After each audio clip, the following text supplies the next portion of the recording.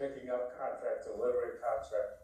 And I think what he liked about me as a young person was my exuberance, and that I knew about everything from the Great American Songbook to heavy metal, because my love for music was that varied.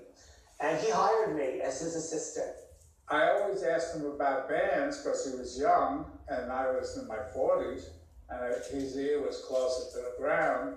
So he eventually became the booker at the Ritz. This guy, Michael Alago, booked so many legendary shows in New York City.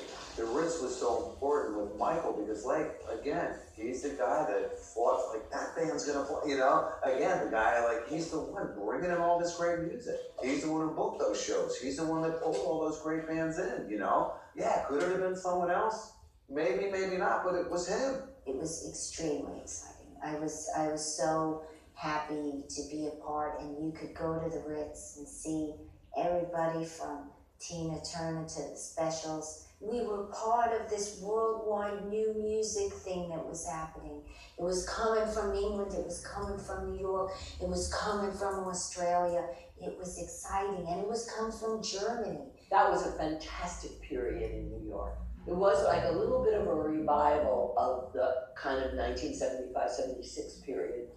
That was a little later, when things were waning a little, and then that kind of brought it all back to rock and roll for a while. It was also, as far as I know, the first club that had major dancing to the music called rock and roll with videos. I thought it was amazingly beautiful that you heard rock and roll.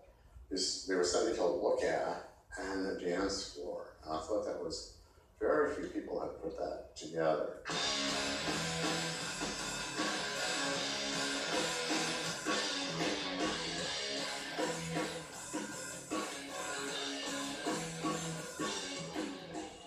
So Flowers of Romance is coming out, so Michael books them at the Ritz. I don't think he knew, nobody in the crowd knew that the band was going to be doing this performance art thing behind this screen. I warned him.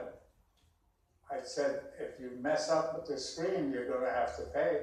You knew there was an energy in that room that something was going down, something was happening, and you were at the right place at the right time if you wanted to experience that. And then eventually the music starts, and it's just the Flowers of Romance song where they're just pounding drums away, and the band is behind the screen, and they're not coming out, and the crowd is starting to get restless. And the screen, being down and white, was obviously the enemy. It was the big white enemy because it was keeping away the people, the celebrated Johnny Rotten, whom we came to see, fuck BIL. I want to see Johnny Rotten in action. And kids started throwing bottles, and it was wicked. They wouldn't perform in front of the screen. We never intended to play a live gig. It was never meant to be. It was a video performance. They're on the stage, some people, and they pull down the screen. The band leaves. It's so chaotic. I don't know who got hurt. The security gets involved. You know how security can get involved in some sort of these kind of shows. I don't know where the band went at that point, but I'm sure everybody just wanted to kill Johnny. Let's say, by a modern comparison, I had a Beaver moment.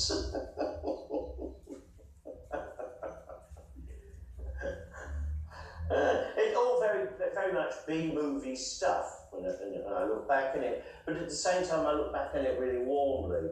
It was funny.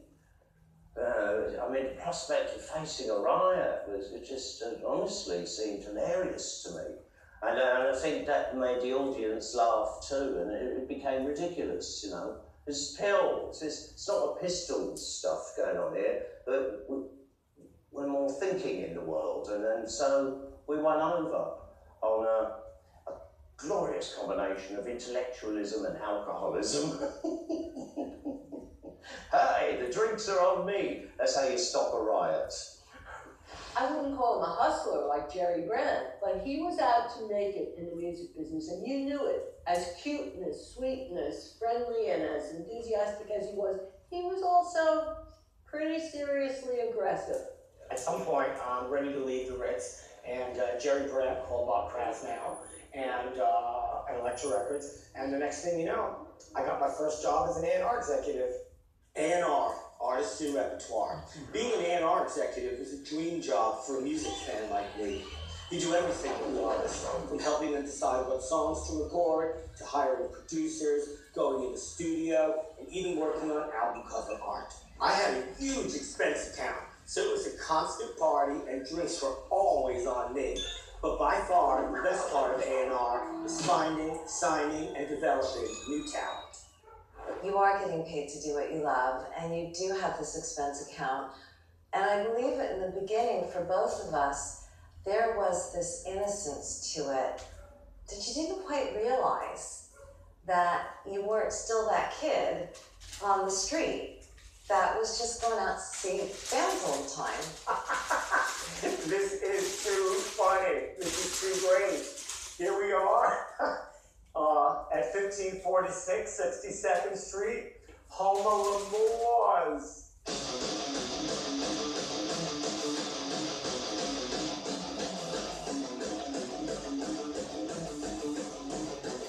This is totally blowing my mind because I haven't been to this neighborhood in years. You know, back in the day, for a young band to come and play at L'Amours was like the pinnacle for them. They went to like heaven. It was like, you know, the equivalent of playing, you know, like Madison Square Garden. I just remember getting so tanked here many a night. But you know what? This is the place where all of us young people, teenagers, came to see our favorite bands in a venue that was basically a small venue. You were right up front. You got to see and hear everything. And the shows were extraordinary. You know, like CBGB's in New York City, this was the place to be. This was the place to be. Prior to us knowing about Metallica, Slayer, Creator, King Diamond, all those people, we were listening to Black Sabbath, Iron Maiden, Judas. Those are the staples of rock and roll. And that's what we were loving. And then all of a sudden, this important little cassette came across my desk. I have a distinct memory of Michael calling me. It's like, look, we're going to go to L'Amours in Brooklyn, and we're going to go see this band Metallica. It was the Metallica demo that kids were like raving about. But you know, like I said, keep in mind, it's a young scene, it's underground, and it's all word of mouth. I mean, at that point in time with the music scene that was going on, the heavy metal scene, it was really exciting because it was a bonding, galvanizing kind of thing for that generation, for our age group. It was our music, and it was happening, and it was going, and people were digging it, and there was energy and excitement. So here comes Michael. August 1984. Uptown a little bit, the Roseland, Metallica, Raven, and Anthrax. It was in, like I said, in early August. You know, the first big show that we were playing in New York, obviously Roseland was an important place at that time. And there we were, we were sandwiched, Anthrax opened, we were in the middle, and Raven were closing. And they blew Raven off the stage, and Anthrax opened for them. It was like, Roseland. I mean, Bert was still alive. That was that come to Jesus moment in music when you just like